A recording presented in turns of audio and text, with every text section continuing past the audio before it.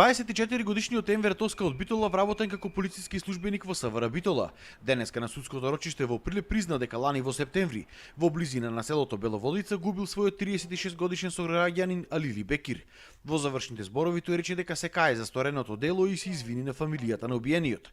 Неговиот бранител побара пониска затворска казна според измените во кривичниот законник, кој го дозволувал тоа ако се признае делото. Затворската казна за вакво дело е од 10 години до доживотен затвор. Постои оценка на сите материјални докази и едно многу стручно изведено обвинение со обезбедување на докази, немаше друга можност освен признавањето на вина.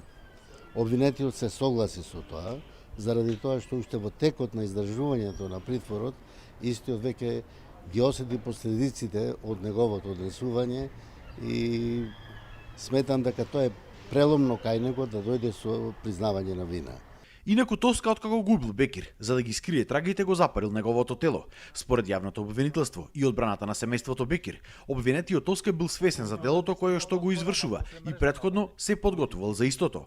Ова според нив е едно од најтешките кривични дела. Мотивите за убиството и денес остануваат најасни. Семејството на Бекир бараше максимална казна.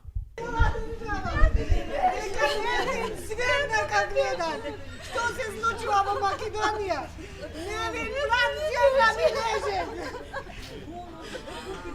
До ден денеска обвинетиот немаше дадено исказ пред обвинителството, меѓутоа денеска на главната расправа во целост го призна кривичното дело кое што му се става на товар.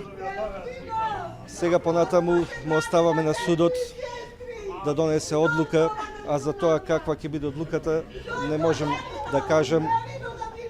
Дали ќе има доживотен затвор, дали помала казна, не се знае. Судењето се одврши под силно полициско обезбедување на судот во Прилеп. По однос на мерката притвор, судот, односно петточлениот совет, го прифати предлогот на јавното обвинителство и на застапникот на обвинението, при што притворот против обвинетиот Енвер Тоска од Битола беше продолжен до отпочнување со издржување на казната затвор. Од судот рекоа дека висината на казната ќе се знае за неколку дена после советувањето на судскиот совет.